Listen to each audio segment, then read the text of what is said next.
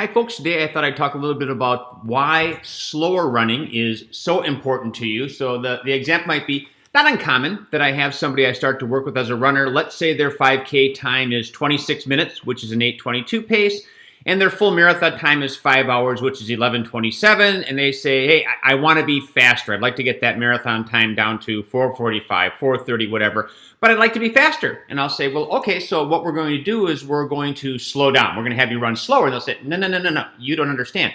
I want to be faster. I don't want to be slower. So I might say, well, here, you can run 8:22 for a 5K. Just go run 8:22 for the marathon, and you're going to bring that marathon time down well underneath 4 hours. And of course, they say, well, you're crazy. I could never hold 8:22. Well, that's because speed isn't the problem. I mean, if you can run 8:22 for a 5K, it's not that you're not fast. There's something else that's going on. And what that thing is that's going on, and it's obviously more complicated than just that. There's more factors, but a big part is you can never outrun your aerobic base. So you can build all the speed you want. Your speed will never, for longer distances, take you past whatever kind of aerobic base you have. So why is that? Well, as soon as you start running, what happens is right away your muscles start saying, hey, I need oxygen, I need fuel. And I put the asterisk by the oxygen because oxygen is really part of fueling. Because the way that it works is aerobic means with oxygen. And aerobic for all long distance running is very important. In fact, if you run a 5K, 84% of the energy that you get is coming from your aerobic system. It's up to 99 cents for a full marathon.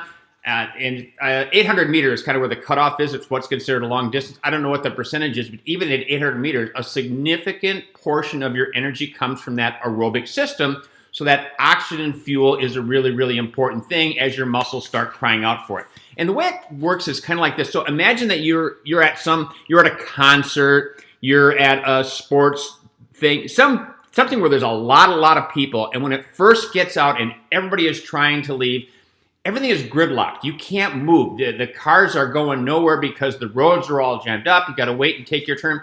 That's effectively what's happening when you're running.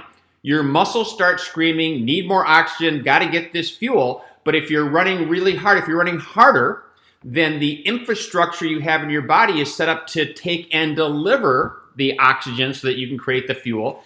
You just end up with a traffic jam. That is one of the reasons, and as I said, there's many more, but that's one reason you can't take that 5K pace and hold that for a marathon. You just don't have the ability to deliver oxygen to your muscles that quickly. So what you want to do is you do the slow running. And what happens when you do slow running is that your body responds by saying, boy, in case Mark does this again, I want to do something to make this easier, because you create a stress and your body reacts to that stress. 3 things specifically that happens when you're doing that easy running is your heart becomes bigger. Now, I don't mean that you're going to be more generous and give more money to charity, but literally your left ventricle of your heart, which is the one that is pumping, gets bigger. Why does your body make that bigger? It wants to be able to deliver more oxygen with every beat. So your heart gets a little bit bigger. You build more capillaries. Capillaries are the roadways in your body to deliver the oxygen, make the fuel within your body. Now, if you're used to sitting on the couch all the time, you don't need a whole heck of a lot of that. So your body doesn't have the bigger heart. It doesn't have all the capillaries.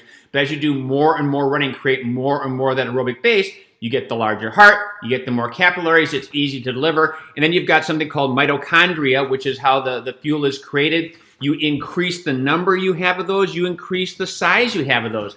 Now, when that concert gets out, it's effectively like having more roads, more places for those cars to go. And so the faster you want to get, the more distances, the more you've got to continue to build up that base. Because as I said earlier, you can be fast, but you can never outrun your aerobic base. So if you want to be faster for longer, one of the answers for you might be slow down.